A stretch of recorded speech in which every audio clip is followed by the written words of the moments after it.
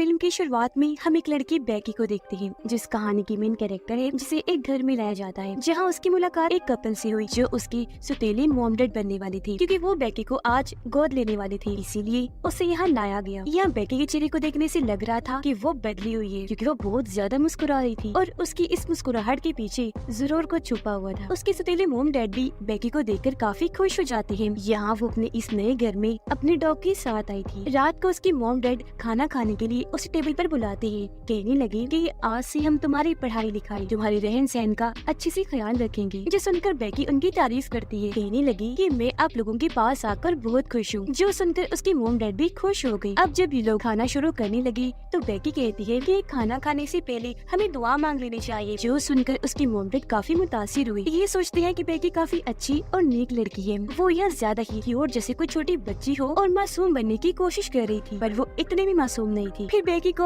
एक कमरा दिया जाता है जहाँ वो आराम से सो सके। उसकी मोम जब उसे गुड नाइट बोलकर सोने के लिए जा रही थी तो उन्हें वो मोम कहकर बुलाती है। जो सुनकर उसकी मोम को इतना अच्छा लगा कि खुश होते हुए वो वहाँ से चली गई। जिनके जाने के बाद वो अपने असली रूप में आ गई। उसके चेहरे की मुस्कुराहट झट से बदली और वो एकदम सीरियस हो गई। जिसके बाद वो अपने डॉग को लेकर यहाँ से भाग जाती है। और फिर ऐसे ही वो बहुत सारे अलग अलग घरों में गोद ली गई और ऐसे ही भागती गई, क्योंकि उसे आदत थी ऐसे उल्टे सीधे काम करने की। फिर एक दिन उसकी मुलाकात एक बूढ़ी औरत से हुई, जिसकी बेकी से दोस्ती हो गई और वो अब उसके घर रहना शुरू कर देती है, क्योंकि वो औरत उसे गोद ले चुकी थी। जिसके बाद उसने एक होटल में काम करना शुरू कर दिया। यह बेकी हमें बताती है कि एक दिन कुछ नाजी टेररिस्ट यानी दहशत गर्दों के ग्रुप ने मेरे घर पर हमला करके मेरे मोम डैड को मार डाला, क्योंकि वो लोग एक खुफिया चाबी की तलाश कर रहे थे। वो चाबी हमारे घर में छुपी हुई थी जो अब मेरे पास थी। तो मेरे मोम डैड को मारने के बाद उन्होंने मुझे भी कैद कर लिया, लेकिन फिर मैंने उनको मार डाला और मैं उनकी कैद से भाग गई। फिर दिखाया गया कि बेकी आज भी लड़ने के लिए तैयार है। वो जंगल में जाकर जबरदस्त ट्रेनिंग करती है, जिससे वो काफी अच्छी तरह लड़ना सीख गई। अब जिस औरत के साथ वो रहती थी उसका घर जंगल के पास ही था, इसलिए बेकी ने वहाँ ट्रैप्स यानी जाल भी सेटअप किए हुए थे ताकि कोई भी यहाँ ना आ सके। अब बेकी उस बुढ़ी औरत के साथ खाने के लिए बैठी होती है जिसने उसे गोद लिया हुआ था, पर वो बेकी से प्यार नहीं करती थी। उसे भी समझ नहीं आती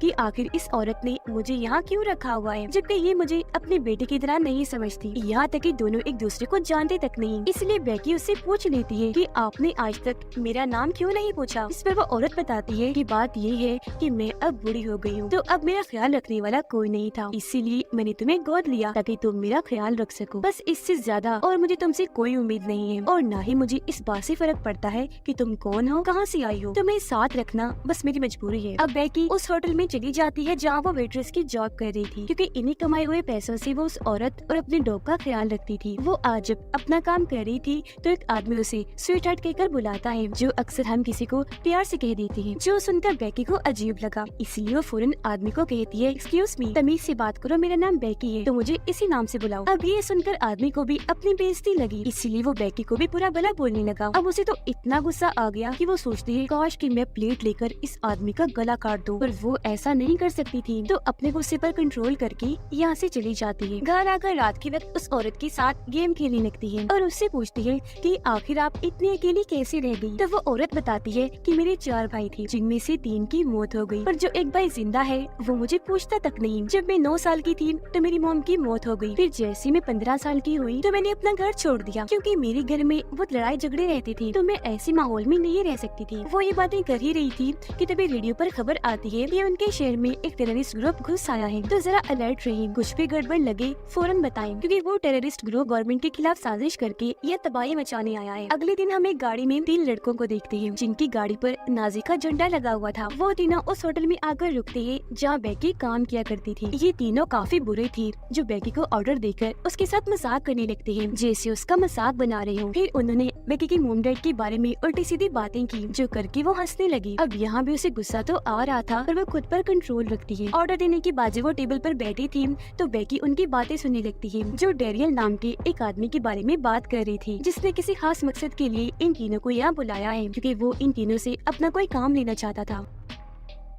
अब उनमें से जो सबसे बुरा था वो काफी बदतमीजी से कहता है कितनी देर हो गई है, जल्दी से ले आओ कॉफी। अब बेकी का गुस्सा तो इन पर पहले से ही था, ऊपर से उसे इसका बोलने का अंदाज पसंद नहीं आया, इसीलिए वो दोनों को कॉफी देने के बाद जानबूझकर कॉफी उस पर गिरा देती है, जिस बात से वो भड़क गया और बेकी को उल्टा सीधा बोलने लगता है। तब यहाँ उसे बुरा नहीं लगता, बल्कि वो ये कह देती है ओ सॉरी सर, गलती हो गई, जानबूझ के नहीं किया मैंने। जो कहने के बाद वो यहाँ से चली गई और उसके मुँह पर हम एक अजीब सी मुस्कुराहट को नोटिस कर लेते हैं। अब वो बुरा इंसान जानता था कि बेकी ने ये जानबूझ के किया ताकि हमसे बदला ले सके, हमने उसकी इतनी बेइज्जती जो की थी, इसलिए वो होटल के बाहर रुककर उसकी छुट्टी का इंतजार करने लगी ताकि उसे सबक सिखा सके। अब जब बेकी को छुट्टी हुई तो वो अपनी साइकिल लेकर घर जाने लगती है और वो तीनों जब उसे जाता हुआ देखते हैं तो उसका पीछे करने लगी। अब रात के वक्त बेकी हाथ में नाजी की चाबी लेकर उसको देखने लगती है। जब सोने की तैयारी कर रही थी तो अचानक घर में कांच टूटने की आवाज आती है। ऐसा लग रहा था जैसे कोई खिड़की तोड़कर अंदर घुस आया हो। आवाज सुनकर वो नीचे चेक करने आई पर वहाँ तो कोई भी नहीं था, लेकिन इतनी ही देर में पीछे से वो बुरा आदमी आकर उसे दबोच लेता है, जोर से उसका मुंह पकड़ लेता है। अपने बचाव में बेकी पीछे की तरफ अपना सर मारती है जो उस आदमी की नाक पर लगा, जिससे उसका खून बहने लगता है। फिर दूसरा लड़का उस पर गन तान के कहता है कि शांत खड़ी रहो, कोई होशियारी करने की जरूरत नहीं है। ये देखकर बेकी का डॉग उस पर हमला करने के लिए आगे आया, लेकिन वो उसे बेसबॉल बैट से मार मार कर बेहोश कर देता है, जिसके बाद वो बेकी पर गन तान कर उसे परेशान करने लगते हैं। कहते हैं कि आज अपना बदला लेकर ही जाएंगे, पर तभी पीछे से वो बुरी औरत गन लेकर आ गई जो उन पर तान कर कहती है कि अपनी गन नीचे रखो और मेरा घर छोड़ो, दफा हो जाओ यहाँ से। ये सुनकर वो लड़का गन नीचे रख देता है, लेकिन जो सबसे बुरा आदमी था उसे बहुत गुस्सा था, इसीलिए वो गन उठाकर बुरी औरत को शूट करके जान से मार डालता है। ये देखकर बेकी काफी घबरा गई, जोर से चिल्लाने लगती है और उन लोगों पर हमला करने के लिए फौरन उठी, लेकिन वो बुरा आदमी उसे थप्पड़ मारकर साइड में धक्का देता है। बेकी एक जगह पर टकराई और नीचे गिरकर बेहोश हो जाती है। अगली सुबह जब उसकी आँख खुली तो वो बुरी औरत को मरा हुआ देखकर काफी दुखी हो जाती है, क्योंकि वो एक अच्छी औरत थी जिसने इतने अरसे से बेकी को अपने घर में रखा हुआ था। यह बेकी को अपने डैड का ख्याल आया कि वो भी मेरा ऐसे ख्याल रखती थी जैसे इस औरत ने रखा, लेकिन फिर उन टेररिस्ट ने डैड को मार दिया, जैसे आज वो बुरे लोग इस औरत को मारकर चले गए। तभी बेकी को अपने डॉग का ख्याल आया, इसलिए वो बाहर आकर डॉग को आवाज लगाने लगी, पर उसे पता चला कि वो लोग तो उसे अपने साथ ले गए हैं, जिससे उसे बहुत गुस्सा आया और अब वो और जोर से चिल्लाती है और उन लोगों से बदला लेने का सोचती है। उधर वो तीनों डेरियल के घर पहुँचे जिसने इन्हें एक काम के लिए बुलाया था। अब इन 3 लड़कों में एक लड़का अच्छा था जो इस तरह के कामों से दूर ही था, बस इनका दोस्त होने की वजह से इनके साथ रहता था, यानी वो शरीफ था। इनसे कहता है कि तुमने जो कुछ भी किया बहुत गलत किया, तुमने छोटी सी बात पर उस औरत की जान ले ली और अब भुगतना पड़ेगा, क्योंकि मुझे नजर आ रहा है कि इसका अंजाम बहुत बुरा होगा। ये सुनकर वो बुरा आदमी उसे गले से पकड़कर कहने लगा कि सिर्फ मैंने ही नहीं बल्कि हम तीनों ने मिलकर मारा है उसे, समझ आई? तो हम तीनों बराबर के कसूरवार हैं और अब तुम दोनों अपना मुंह बंद रखना, यहाँ तक कि डेरियल को भी कुछ न बताना, वरना तुम लोगों के साथ भी अच्छा नहीं होगा, मुझे तो वो मारेगा ही, साथ में तुम दोनों को भी नहीं छोड़ेगा। बेकी बुरी औरत के कमरे में जाकर उसका सामान चेक करने लगी। बेकी को उसकी कुछ तस्वीरें मिली जिनमें वो अपने हस्बैंड और भाइयों के साथ थी। ये सामान देखकर उसे औरत के लिए और बुरा लगा। वो उसकी लाश को अपने घर के पिछले हिस्से में ही दफना देती है। उसकी कब्र पर फूल चढ़ाने के बाद वो यहाँ कसम खा लेती है कि मैं इसकी मौत का बदला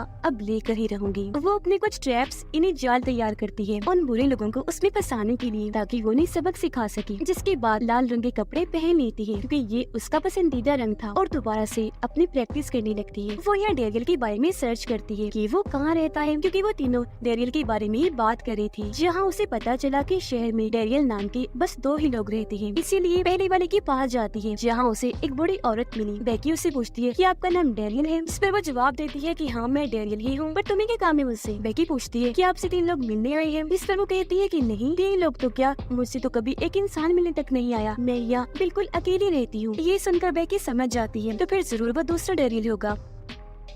जब भी उसके घर के पास पहुंची तो वह झील किनारे था और जब उसकी नजर ऊपर गई तो वहाँ नाजी का झंडा देख लेती है और समझ गई कि यही असली डेरियल है, क्योंकि उसे यकीन हो गया था कि नाजी टेररिस्ट है। इसीलिए वो उनके घर के चारों तरफ ट्रैप्स लगाने लगती है। उसका अंदाजा बिल्कुल सच था, क्योंकि इस घर में हम डेरियल को देखते हैं जहाँ वो अपने लोगों के साथ था। वो और उसके लोग क्योंकि टेररिस्ट है तो काफी खतरनाक थी। यहाँ डेरियल के साथ वो तीनों भी बैठे हुए थे। डेरियल उनसे कहता है कि पहले खाना खाएंगे फिर बाद में बात करेंगे, जिस पर वो लोग उसके हाँ में हाँ मिलाते हैं। डेरियल उन्हें खाना देता है और वो सब खूब मजे से खाना खाते हैं। यहाँ वो नोटिस करता है कि जो शरीफ लड़का था वो काफी परेशान लग रहा था और वो खाना भी नहीं खा रहा था। तब डैनियल उससे पूछता है, क्या बात है भाई, खाना क्यों नहीं खा रहे, कि तुम्हें भूख नहीं लगी? इस पर वो कहता है, नहीं नहीं कुछ नहीं, वो बस मेरा दिल ही नहीं कर रहा कुछ खाने को। यहाँ वो सारे लोग डैनियल को सर कह के बुलाते हैं। इस पर वो जवाब देता है कि मैं कोई सर्वर नहीं हूँ, बल्कि मैं एक शरीफ आदमी हूँ। और कैसा शरीफ, ये तुम लोग जानते ही हो। उसकी इस बात से यह साबित हो गया कि ये टेररिस्ट ग्रुप है जो यहाँ गवर्नमेंट के खिलाफ साजिश करके कुछ बड़ा करने आए हैं और डैनियल इन सब का लीडर है। अब यहाँ डैनियल बेकी के डॉग को देखता है जिसे इन लोगों ने पिंजरे में बंद करके रखा था। तो वो उन तीनों से पूछता है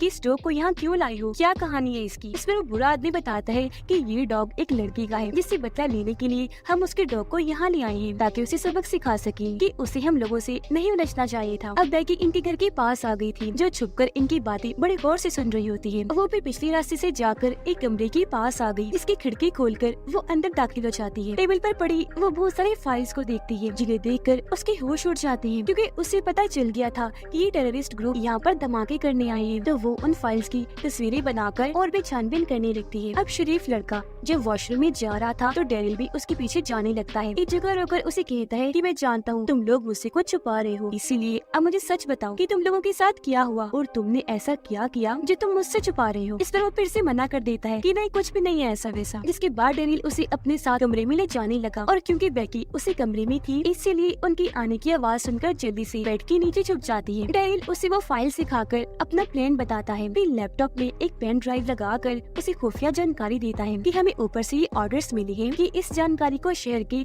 हर हिस्से में फैलाकर दहशत पैदा करो, जिसके बाद हम उन सब जगहों पर धमाके कर देंगे। अब बेकी उनकी ये सारी बातें सुनकर काफी हैरान हो रही थी। फिर उनके जाने के बाद वो खुद लैपटॉप पर बैठकर पेन ड्राइव के अंदर की इन्फॉर्मेशन को देख लेती है और उसे इनके प्लान के बारे में और अच्छे से पता चल जाता है। जिसके बाद वो पेन ड्राइव को ही चुरा कर यहाँ से भाग जाती है क्योंकि ये उसके काम आ सकता था। यहाँ से वो सीधा उनके शेड में गई जहाँ उसे बहुत सारे हथियार और अलग अलग किस्म की औजार मिलती है जिन सबको वो अपने पास रख लेती है अपनी हिफाजत के लिए। इन चीजों में बहुत सारे गन्स और बॉम्ब्स भी शामिल थे। जो सब लेने के बाद बेकी वहाँ से निकल गई। बाहर आने के बाद वो उनके दरवाजे की बेल बजाती है। डैनियल जब चेक करने बाहर आया तो वहाँ कोई भी नहीं था, लेकिन जब वो अंदर आने लगा तो उसे अपने पैर के पास फोन पड़ा हुआ मिला। उसने जैसे फोन हाथ में लिया उस पर बेकी की कॉल आ जाती है और फोन पर भी बेकी का नाम लिखा हुआ था, जो देखकर डैनियल काफी हैरान रह गया। अंदर आकर उन सबसे पूछता है कि ये बेकी कौन है, क्या सीन है इसका। तो वो लोग यहाँ बता देते हैं कि असल में बेकी वही लड़की है जो हमसे पंगा ले रही है, उलझ रही है हमसे। खैर डैनियल फोन उठाता है और उससे बात करके पूछता है कि आखिर अब तुम क्या चाहती हो। इस पर वो कहती है कुछ खास नहीं, और हाँ तुम्हारा पेन ड्राइव मेरे पास है, अगर तुम्हें वो वापस चाहिए तो चुपचाप मेरे डॉग को मेरे हवाले कर दो। ये सुनकर डैनियल काफी हैरान रह गया कि पेन ड्राइव उसके पास कैसे गया। दिमाग लगाकर वो ये अंदाजा लगाता है कि जरूर वो चुरा कर ले गई होगी और क्योंकि वो घर के अंदर आई थी तो घर के आसपास ही होगी, पर पेन ड्राइव उसके पास होना बहुत बड़ा मसला खड़ा कर सकता था। इस पर वो बुरा इंसान डैनियल को कहता है कि आप फिक्र न करो, वो आसपास ही होगी, तो मैं बाहर जाकर उससे बात करता हूँ।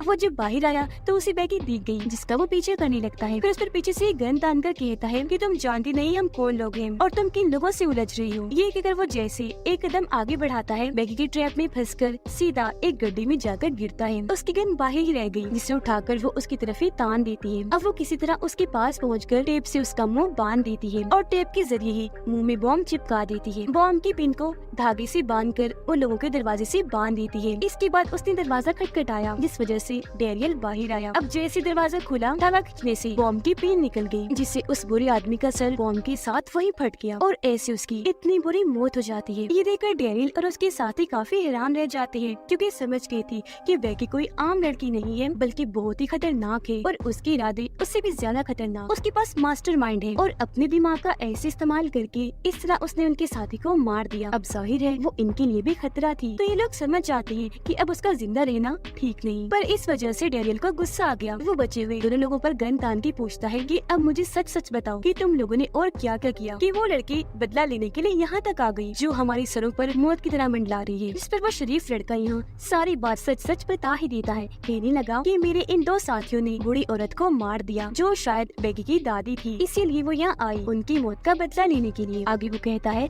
कि अब मैं यहाँ से बाहर जा रहा हूँ ताकि सारी बात पुलिस को बता दूं क्योंकि जो इन्होंने उस बूढ़ी औरत के साथ किया सच में बहुत गलत था। हालांकि वो सारे लोग उसे ऐसा करने से मना कर रहे थे, पर वो किसी की भी सुनने को तैयार नहीं था। ये देखकर डेरियल का दिमाग खराब हो गया, इसीलिए उसके पास जाकर उसका सर मरोड़ देता है, जिससे उसकी गर्दन की हड्डी टूट गई और वहीं उसकी मौत हो जाती है। अब बेकी दोबारा डेरियल को कॉल करती है, कहने लगी कि तुम्हें समझ नहीं आ रही, पेन ड्राइव चाहिए तो मेरा डॉग वापस दे दो। ये सुनकर डेरियल के एक आदमी को बहुत गुस्सा आ गया, इसलिए वो बाहर जाकर जोर जोर से कहने लगा कि बेकी तुम जहाँ कहीं भी हो सुन लो मेरी बात, तुम्हारी मौत पक्की है, मैं तुम्हें छोड़ने वाला नहीं हूँ। अब दूर बैठी बेकी उसे देख रही थी, उसने हाथ में तीर पकड़ा हुआ था, जिससे वो सीधा उस आदमी पर वार कर देती है। जो तीर उस आदमी के मुंह के आर पार हो जाता है। उसकी मौत तो नहीं होती, पर ऐसा होने से उसे काफी तकलीफ होने लगी, इसलिए वो जल्दी से अंदर आ जाता है। डेरियल उसका तीर निकालता है और उसका बहुत सारा खून निकलने लगा, जिस वजह से उस आदमी को बहुत गुस्सा आने लगता है। डेरियल उसे समझाता है कि तुम परेशान ना हो, उसे मैं पकड़ लूंगा, लेकिन वो उसकी एक नहीं सुनता और बेकी से बदला लेने के लिए बाहर निकल जाता है। बेकी जानबूझकर उसके सामने आ गई, जिसे देखकर वो उसके पीछे भागने लगा। वो भी भागी और उसे अपने पीछे शर्ट में ले जाती है। अंदर डेरियल बचे हुए तीसरे बुरे लड़के को पकड़कर उस पर गुस्सा करने लगा, कहता है कि ये सब कुछ तुम लोगों की वजह से हुआ, तो तुम यहाँ अंदर क्या कर रहे हो, तुम भी जाओ बाहर और कैसे भी करके बेकी को ढूंढ कर लाओ। अब वो बाहर आ तो जाता है, पर गाड़ी लेकर यहाँ से भाग गया, क्योंकि उसे इस मसले में पड़ना ही नहीं था। डेरियल का जो आदमी शर्ट में बेकी के पीछे गया था, वो उसे पकड़ लेता है और बुरी तरह उसे मारने लगा, लेकिन बेकी नीचे से उसकी तरफ धुएं वाला बॉम्ब फेंक देती है, जिस वजह से उसे खांसी होने लगी। उसका दम इतना घुटा कि वो बाहर आ जाता है। तब बेकी भी उसके पीछे बाहर आ गई। बूढ़ा आदमी माफी मांगने लगा कि मुझे माफ कर दो, मेरी फैमिली है, छोटे छोटे बच्चे हैं। अब यहाँ एक टाइम पर बेकी उसे छोड़ने के लिए मान गई, लेकिन जब उसे याद आया कि ये तो नाजी हैं, जिन्होंने मेरी फैमिली को नहीं बख्शा था, मेरी मॉम डैड को मार दिया, तो आज इसकी फैमिली के लिए मुझे भी इस पर तरस खाना नहीं चाहिए। जो सोचकर वो खंजर से उस आदमी पर हमला करती है और बार बार उस पर वार करके कई टुकड़े कर देती है और ऐसे उसकी बहुत भयानक मौत हो जाती है। उसका सारा खून बेकी के ऊपर गिरा और वो पूरे खून से लथपथ हो गई। उसे मारकर वो खुश हो ही रही थी कि तभी सामने से उसे एक इंजेक्शन आकर लग जाता है, जिससे वो बेहोश हो गई। जब उसकी आंखें खुली तो वो खुद को कुर्सी से बंधा हुआ पाती है, जिसके सामने डेरियल बैठा था। वो उसे कहता है, तुम जानती नहीं हम कौन हैं, तुमने गलत इंसान से पंगा ले लिया है। जो कहकर वो बेकी को उसका सारा सामान दिखाता है जो वो तैयारी करके आई थी, और कहता है कि अगर तुम बता दो कि पेन ड्राइव कहाँ है तो मैं तुम्हें और तुम्हारे डॉग को छोड़ दूंगा। इस पर बेकी कहती है कि नहीं बताऊंगी, तुम एक टेररिस्ट हो तो मैं तुम्हारी मदद क्यों करूँ। इतनी ही देर में यह डेरियल नाम की वही बूढ़ी औरत आ जाती है, जिसके घर में बेकी सबसे पहले गई थी। उसे देख उसे काफी हैरानी हुई, क्योंकि बेकी को लगा था कि वो एक शरीफ औरत होगी, पर यह वो भी इनके साथ मिली हुई है। यहाँ वो बूढ़ी औरत बेकी को बताती है कि असल में ये डेरियल मेरा बेटा है, इसलिए मैंने इसका नाम अपने नाम पर रखा। हम दोनों माँ बेटे का एक ही नाम है, डेरियल। जिसके बाद वो बेकी के डॉग को बाहर निकाल कर उसे मारने की धमकी देती है और कहती है कि अगर इसे बचाना चाहती हो तो चुपचाप पेन ड्राइव को हमारे हवाले कर दो। अब अपने डॉग के लिए बेकी उन्हें पेन ड्राइव देने के लिए तैयार हो गई, लेकिन वो ये नहीं जानती थी कि ये बेकी है। उसकी इतनी जल्दी मान जाने के पीछे भी कोई राज छुपा है, लेकिन क्योंकि वो राजी हो गई थी, इसलिए दोनों माँ बेटा खुश होने लगी थी। पर हमें यहाँ पता चला कि इस दौरान बेकी ने खुद को रस्सी से आजाद कर लिया है। इस बात का पता चलते ही डेरियल उसके पास आने लगा, पर वो उसे टांग मारकर दूर गिरा देती है। अब जब डेरियल दोबारा उसके पास आने लगा तो बेकी जल्दी से स्प्रे उठाकर उसकी आंखों में कर देती है, जिससे डेरियल को जलन होने लगी। तो वो जल्दी से वॉशरूम में आकर अपनी आंखें धोने लगता है। डेरियल की मोम बाहर बेकी पर गन तानकर उसे जान से मारने की धमकी देती है, पर उससे पहले ही बेकी दूर से चाकू उसकी तरफ फेंक के मारती है, जो सीधा उसके माथे पर आकर लग जाता है और वहीं पर उसकी मौत हो गई। इसके बाद बेकी जल्दी से यहाँ से भाग गई। अब जब डेरियल बाहर आया तो अपनी मोम को मरा हुआ देखकर उसे बहुत बुरा लगा। उसे बेकी पर गुस्सा आ जाता है, तो वो जल्दी से बाहर आकर उसके पीछे भागने लगता है और बार बार गन से उसे शूट कर रहा था। पर एक जगह पर आकर बेकी रुक जाती है, क्योंकि वो कुछ सोच रही थी। डेरियल उसे कहता है, बस अब तुम्हारा खेल खत्म, बचकर कहाँ जाओगी, मैं अभी यहीं पर तुझे मार डालूंगा। ये कहकर वो जैसे कदम आगे बढ़ाता है तो उसका पैर एक ट्रैप में फंस गया, जिससे उसे इतनी दर्द हुई कि वो जोर से चिल्लाने लगता है। हड़बड़ी में वो जैसे दूसरा कदम आगे बढ़ाता है तो उसका वो पैर भी ट्रैप में फंस जाता है। इससे वो बेकाबू हो गया और फौरन नीचे गिर जाता है, पर नीचे भी उसका सर एक और ट्रैप में फंस गया और अब यहाँ वो पूरी तरह ट्रैप्स में फंसा हुआ था, जरा भी नहीं हिल सकता था। वो काफी जख्मी हो गया था, मरने ही वाला था कि बेकी से कहता है कि तुम मेरे जैसे इतने बड़े टेररिस्ट को भी नहीं छोड़ सकी, मान गया तुम्हें और तुमने सारे ट्रैप्स बहुत अच्छे से सेटअप किए, जो कहकर उसकी मौत हो गई। जिसके बाद बेकी उसके घर के अंदर जाती है अपने डॉग को छुड़वाने के लिए, पर यहाँ डैनियल की मॉम जिंदा थी क्योंकि सर पर वार करने से वो बच गई थी। उसे जिंदा देखकर बेकी अपने डॉग को हुक्म देती है कि जाओ और इस औरत को खा जाओ। डॉग ने ऐसे किया, वो जाकर उस औरत पर झपट पड़ा, जो देखकर बेकी यहाँ अपने डॉग की तारीफ करने लगी। इसके बाद 24 घंटे ऐसे गुजर गए। पुलिस को इस सारे हादसे की जब खबर हुई तो वो बेकी को पकड़ लेते हैं, जिसके बाद उसे एक ऑफिसर के सामने पेश किया जाता है, जो उससे सवाल करती है कि तुम अभी 16 साल की हो, लेकिन फिर भी तुमने टेररिस्ट के उस इतने बड़े ग्रुप को मार दिया। कोई शक नहीं कि वो लोग कितने खतरनाक थे, तो तुमने अकेले ये सब कुछ कैसे किया? इस पर बेकी बोली कि मैं इस सब की ट्रेनिंग किया करती थी, वो भी बहुत सख्त किस्म की। उसकी बहादुरी पर ऑफिसर उसके सामने एक ऑफर रखती है कि ये तो हम मान गए, तुम बहुत बहादुर हो, बहुत ही खास लड़की हो, तुम्हारी वजह से इस शहर में धमाके होने से बच गई, क्योंकि तुमने उस टेररिस्ट ग्रुप को खत्म करके उनके इरादे नाकाम बना दिए और हमें सारी जानकारी ला कर दी पेन ड्राइव के जरिए। तो अब क्या तुम CIA में आकर एजेंट बनना चाहोगी? इस पर बेकी हाँ बोल देती है और इस तरह आज से वो एक एजेंट बन गई। इसके बाद हम बूढ़े आदमी के उस साथी को देखते हैं जो गाड़ी लेकर भाग निकला था, जो इस वक्त जंगलों में ही कहीं छुपा हुआ था। वो जब गाड़ी में बैठा था तो उसके पीछे एक गाड़ी आकर रुकती है, जिसके अंदर से और कोई नहीं बल्कि बेकी निकलती है, जो अब पूरी तरह एजेंट बन गई थी, क्योंकि आज वो अपना पूरा हुलिया एजेंट जैसा ही बना कर आई थी। उसे देखकर वो अपनी गन निकालता है ताकि उसे शूट कर सके, पर बेकी के हाथ में तो बॉम्ब गन थी, जिसके एक ही वार से उसकी गाड़ी धमाके के साथ फट गई और उसमें आग लग गई, जिसके साथ ही उस आखिरी साथी की भी मौत हो जाती है। ये करने के बाद बेकी कैमरा की तरफ देखती है और अब वो अपनी अगली एडवेंचर के लिए निकल जाती है, जहाँ वो बुराई के खिलाफ ऐसे लड़कर जड़ से बुराई का खात्मा कर देगी। और उसके इसी इरादे के साथ ये फिल्म इधर ही खत्म हो जाती है।